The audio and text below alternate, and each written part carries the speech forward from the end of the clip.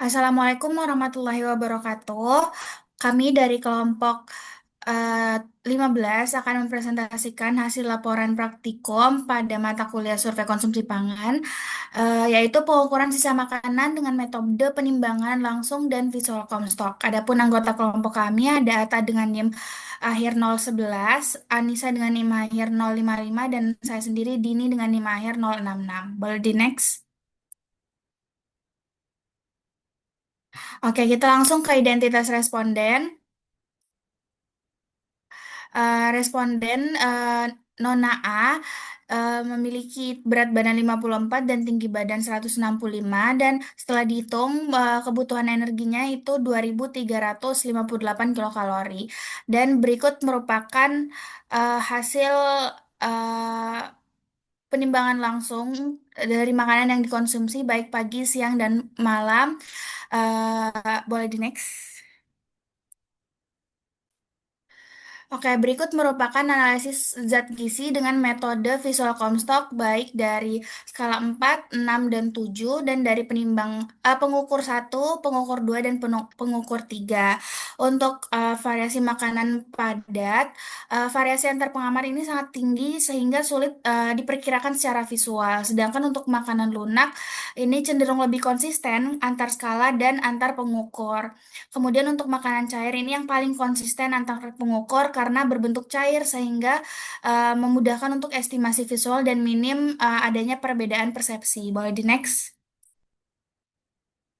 Nah, selanjutnya merupakan analisis zat gizi dari food weighing-nya sendiri, di mana makanan padat itu total konsumsi zat gizi energinya itu 689 kilokalori yang hanya memenuhi 29,22% dari kebutuhan zat gizi responden. Untuk protein hanya memenuhi 17,80%.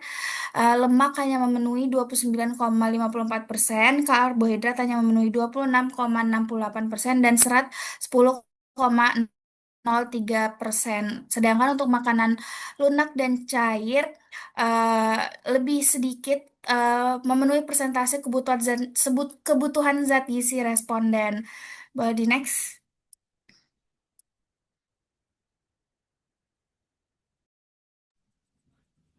Selanjutnya ada perbandingan asupan zat gizi visual Comstock dan food weighting.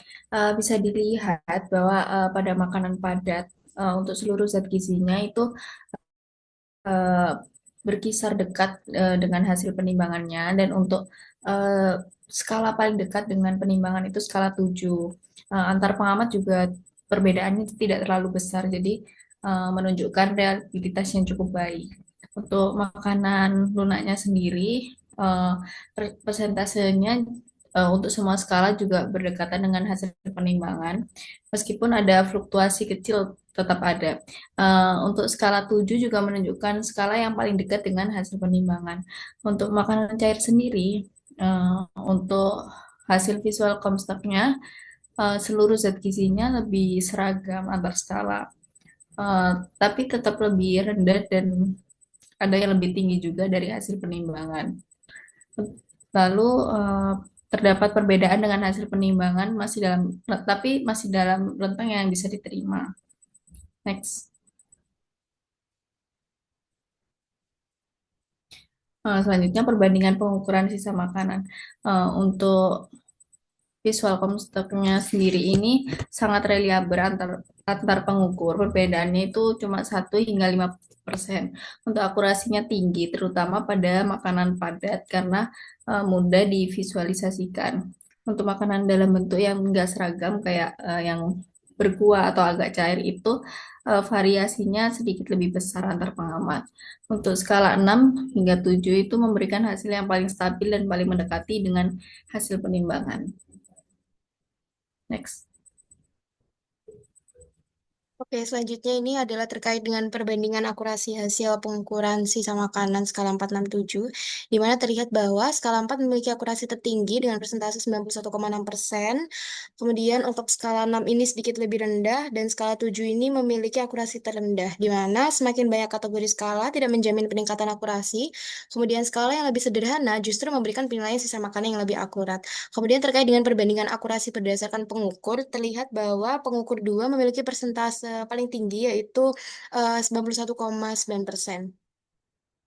Terkait dengan kelebihan dan keterbatasan metode, jadi untuk keunggulan metode visual Comstock sendiri itu cepat, mudah, biaya rendah, tidak mengganggu proses makan. Kemudian untuk kelemahannya sangat bergantung pada keterampilan pengamat, hasil bisa terlalu tinggi atau terlalu rendah. Kemudian validitas lebih rendah dibandingkan with food record.